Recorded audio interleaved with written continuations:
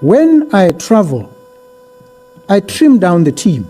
I don't want to take the minister, take her away from her core responsibilities, balloon the size of the delegation unnecessarily. Why? Because when I walk around, somebody must be holding my files and my briefcase and must always be whispering to me because I haven't read and I don't understand. I'm not like that.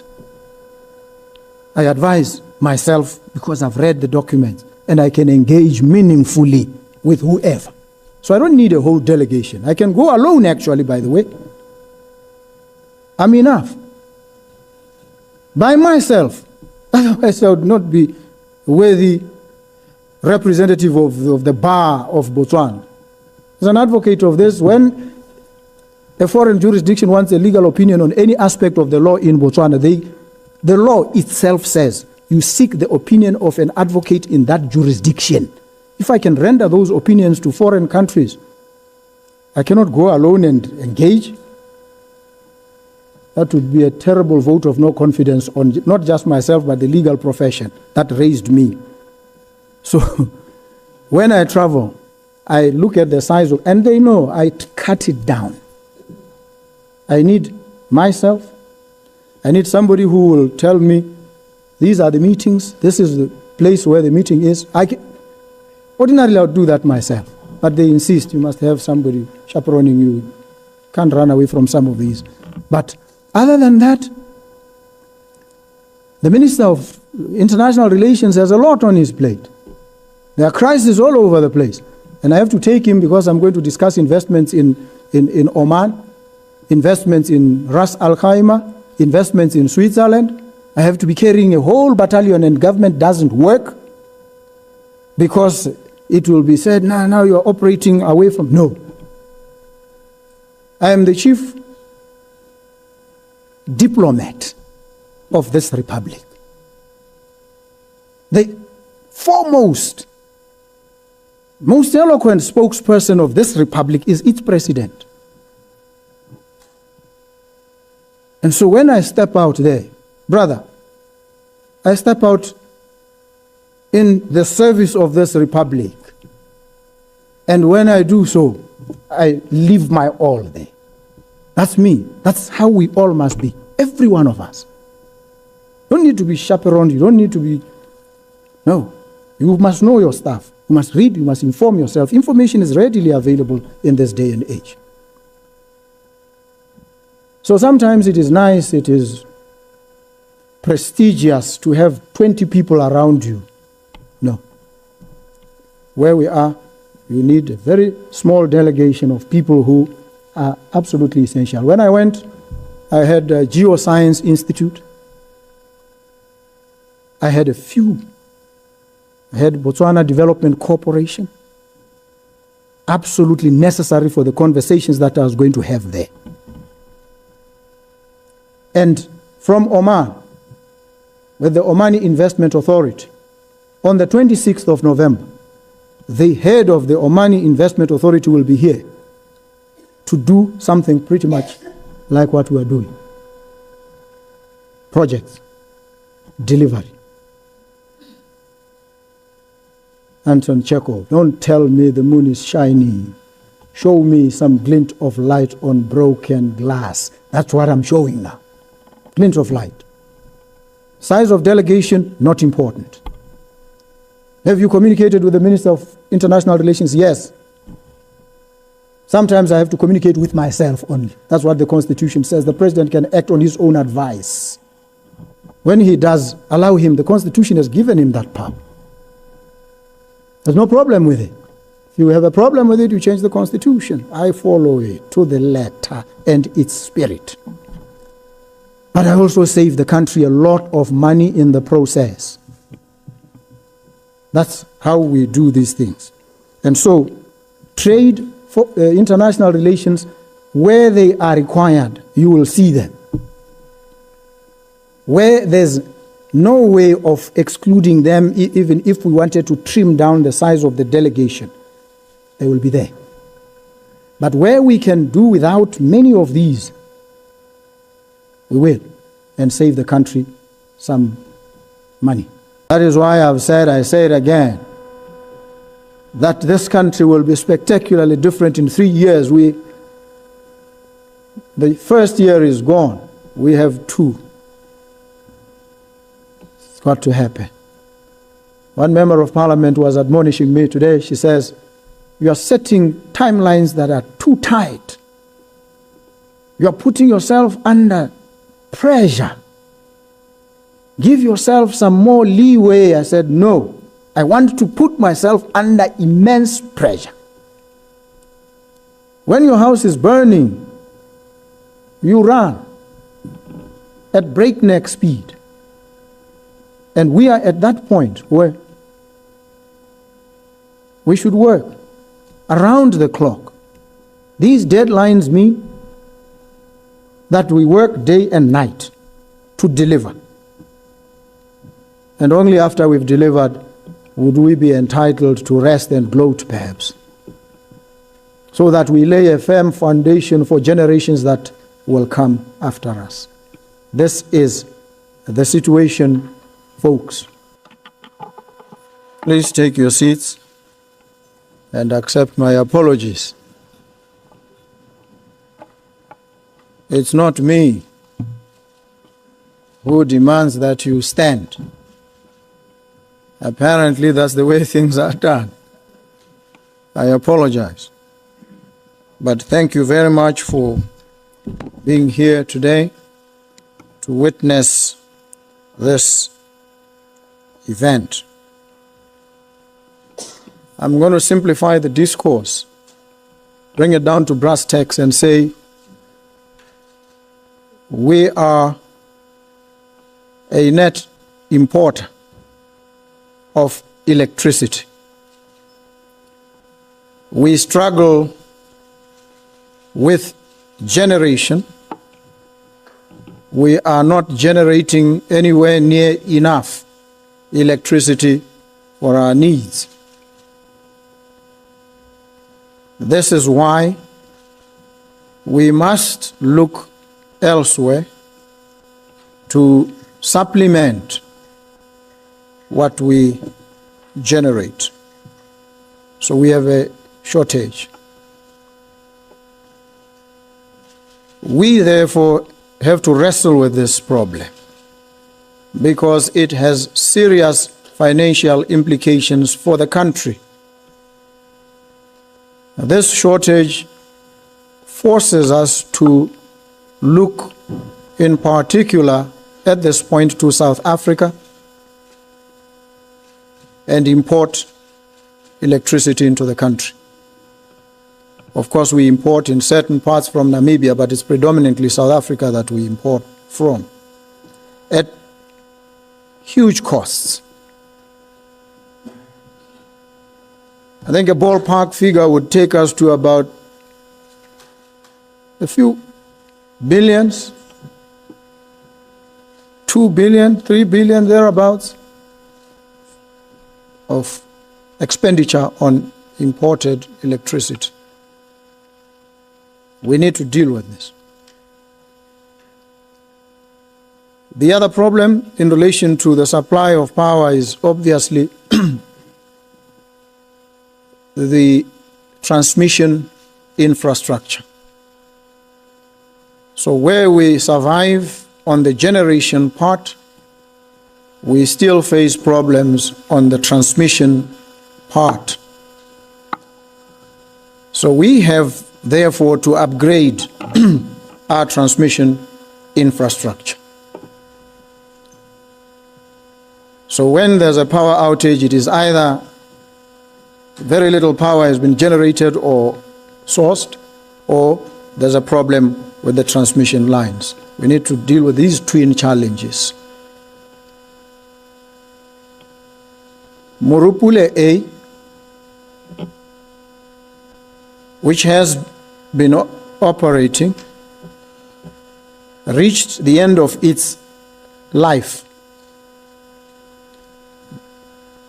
It was upgraded and its life extended by 7 years. Those 7 years will run out in 2027. So Morupule A is left with 2 years. In 2027, therefore, ordinarily we will have no Morupule A. It will be mothballed, no longer exist. That would be the fate of Morupule A, meaning our generation capability is reduced, it is diminished. We have had persistent problems with Morupule B. It has never operated optimally. It has always been suboptimal, with the result that we face these persistent shortages of electricity. These are the realities with which we must live or die if we are not careful, or the economy will collapse. We have to address this problem. The country has to be lit.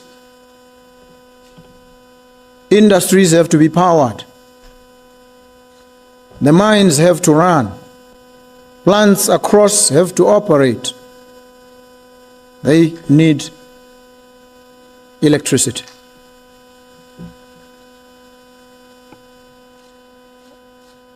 We have had to look to investors,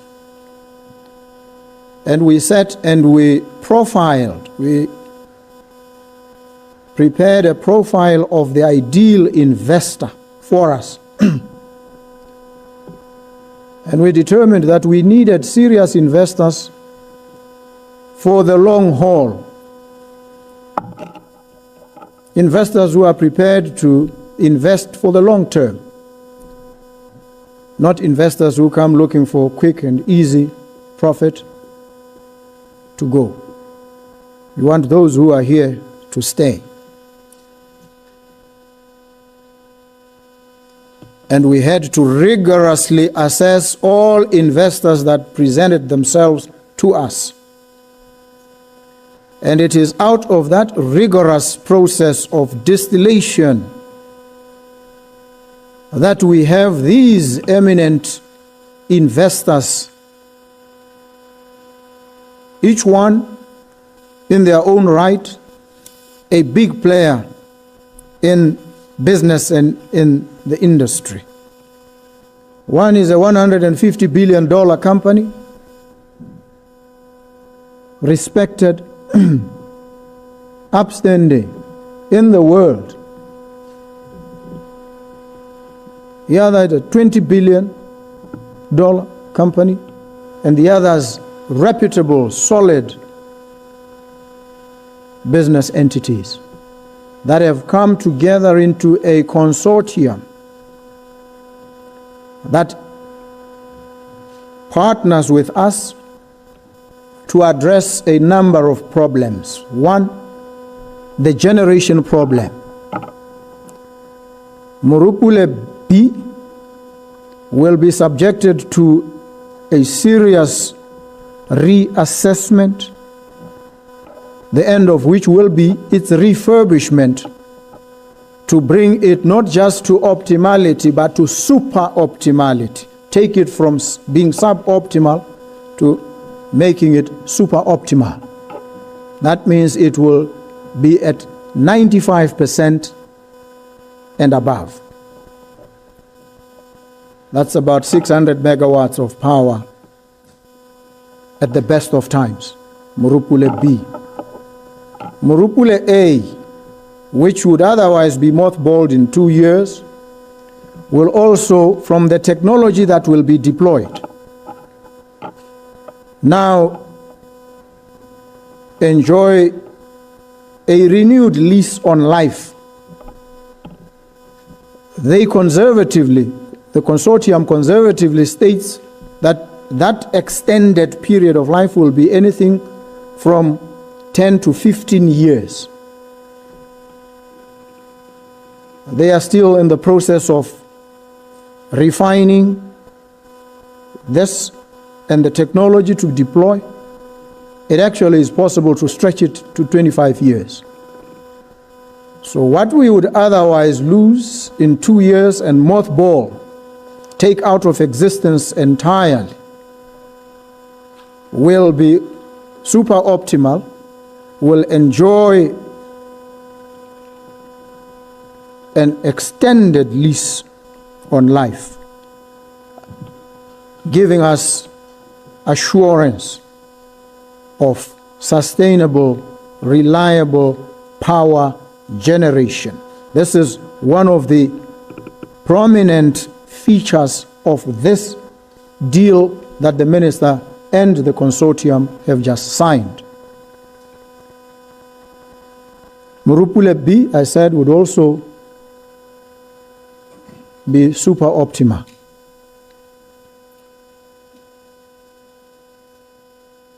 We will then have other aspects of this deal which involve minergy,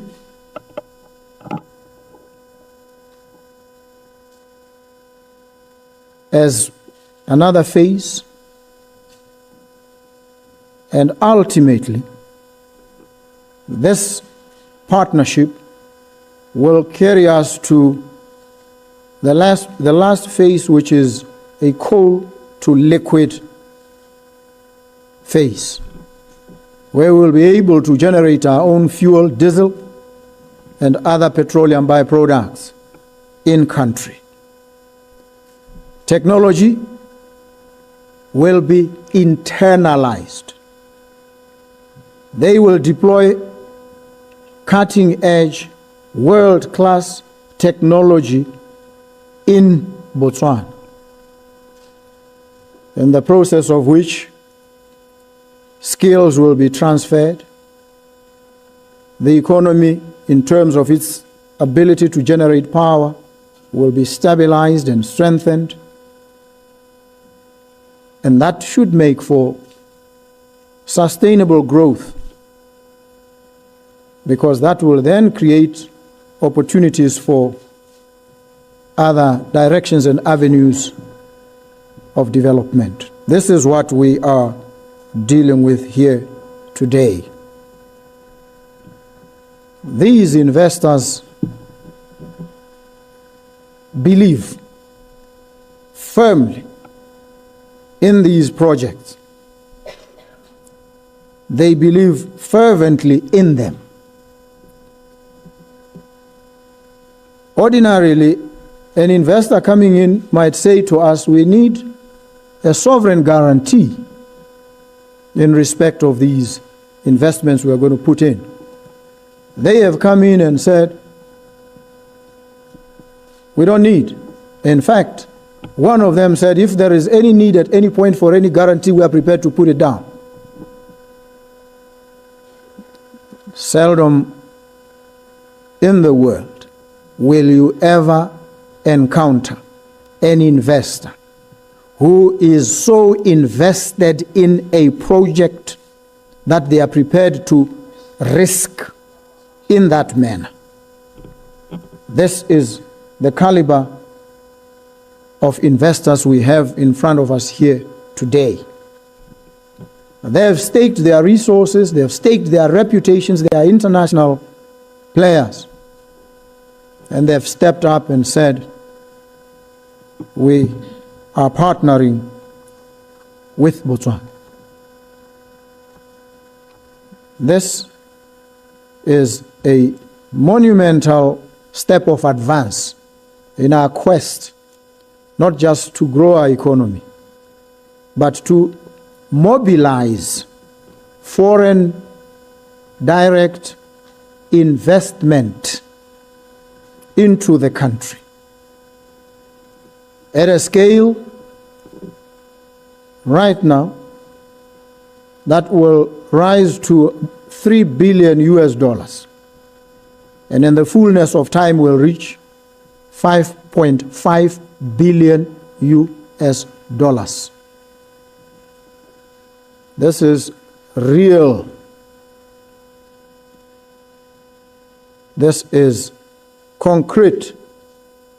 It is tangible. We are dealing with investors who have already put boots on the ground. They already have begun. Their due diligence has begun in earnest, so that they then craft and fashion appropriate solutions for these issues that we've raised. They will also be investing in transmission infrastructure, which will include interconnectors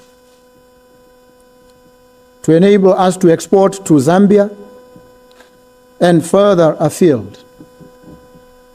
It is important for us to understand this. I wanted to simplify it this way so that you appreciate it sounds in real impacts on lives and livelihoods, in advancing the economy and ultimately raising our GDP. This is what it's about. When we are now self-sufficient and we have exceeded our own needs, and this deal will place us in that space, we will be able to have about 760 megawatts of power to export, for export. We will also be able to export to South Africa, from which we now are importing. Now, when we save the about 3 billion or so that we regularly spend on imported power, when we save it, we make it available for other projects and uses in our society. The best money is the money you have in your hands, not that which you go looking for. And so if the money that we've been spending, we've been forced to spend, we will no longer spend on importation of power. It means we save it. We keep it in our hands. We can then apply it to other needs of our country. Not only that, we will then be able to export and raise more. This is what this quest is about. And I just wanted us to understand it this way and appreciate the enormity of this deal, this partnership, made up of folks like Ulsan, a company that doesn't just speak, it acts, it moves, it puts in resources. It already has operations in the country. And just the other day, I'm told they were driving, they saw an open piece of land somewhere around BDC, and they saw a board that said for sale, and they made contact immediately with a view to acquiring that piece of land and setting up their offices there. So it's not just in the power space, but it's in other spaces as well. That's serious commitment from an investor or from a consortium of investors. That's what we're looking for. That is what we now have, a huge opportunity. In the ultimate instance, we want to also reduce the cost of electricity,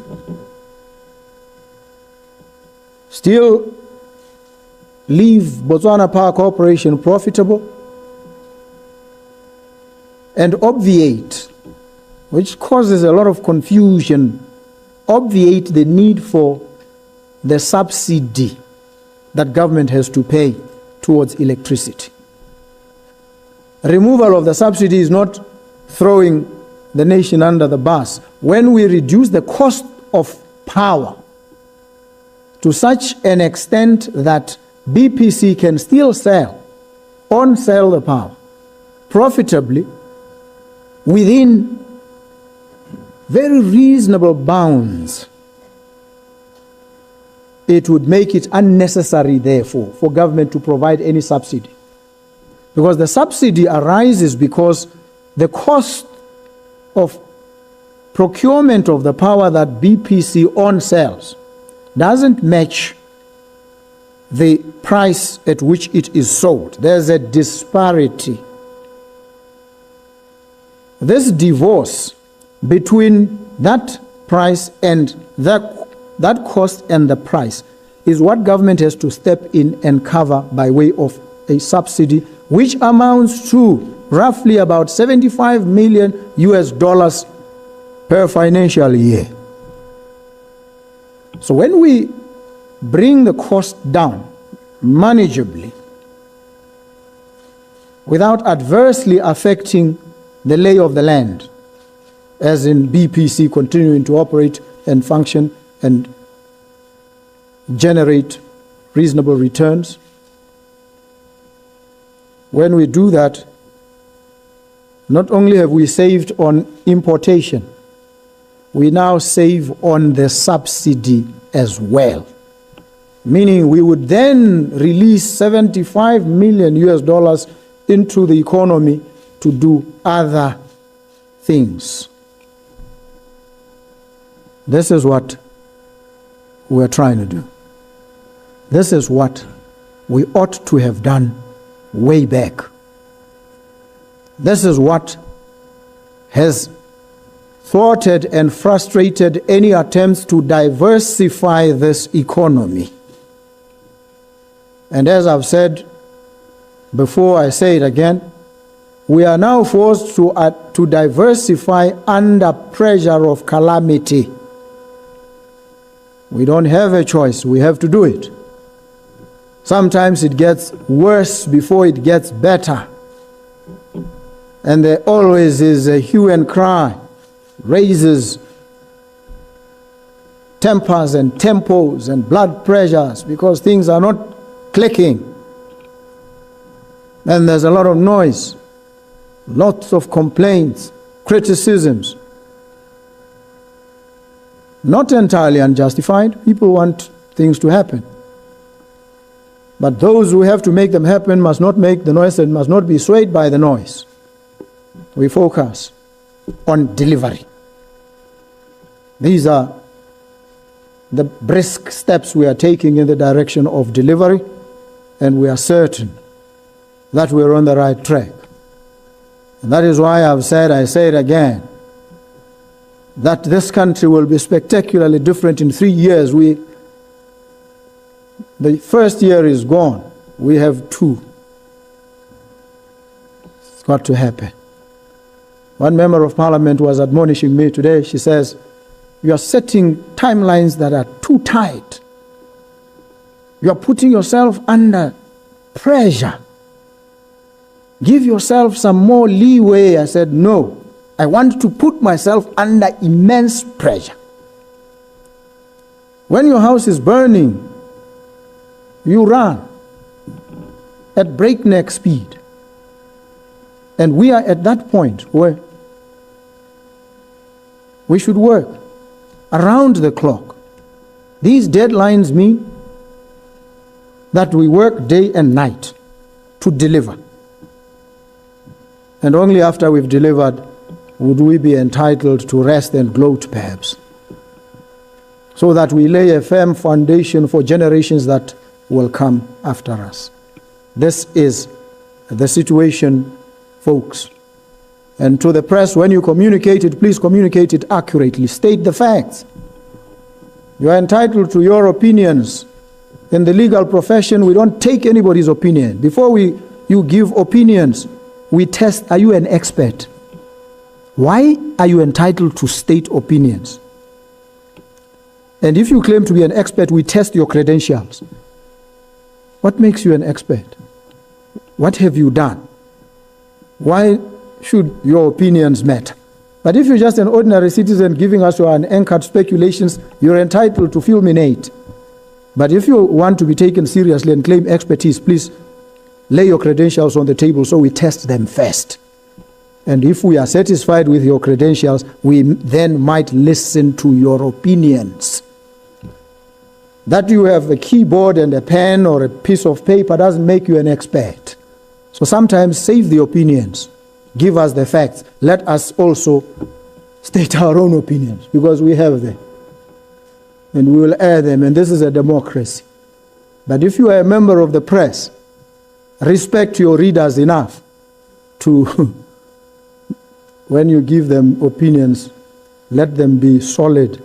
Let them be grounded on fact and evidence. This is all we ask. Thank you very, very much. And if you do that, we will love you even more. We will protect and defend you. But if you don't, and you keep besmirching people's characters, they'll sue you. And you'll say people are now anti-democratic. No, they just are pro their reputations and their dignities and their fame sometimes. And so this is what it's about. It's not about hostility. It's about a demand for exacting standards. You must demand exacting standards of us, and allow us as well to demand exacting standards of you. So thank you very, very much, ladies and gentlemen of the press. I thought we should understand these things and understand each other in this manner. I am humbled to be part of this journey. I am humbled to be at the helm. I am lucky to be the one to shepherd this country into this spectacular level of growth. And 2 years, I said, the next 2 years will be decisive. No sleeping. Look at me. You think I've slept? You can tell. You must age every day. If you are sitting pretty, sometimes you can't even eat. You see, then you understand what it's about. You understand. People are catching hell. People are on the downside of the economy. We need to work. We need to change their circumstances. It behooves us all, yourselves included, even the press. When you report, be thorough, be meticulous, probe, take any and everybody to task. Any and everybody to task. Take the minister to task. Take the president to take everybody to task. But make sure you establish the facts. And then go on and analyze and assess. That's how these things work. So thank you very, very much. I thank the nation too for their patience and their indulgence. We are getting there. We're getting there fast. This is evidence. There are others who will come.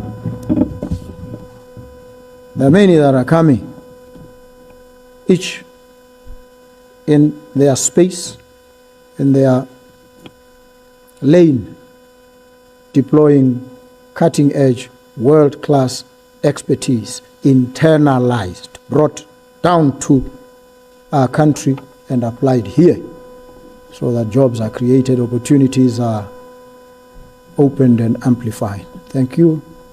Thank you very much.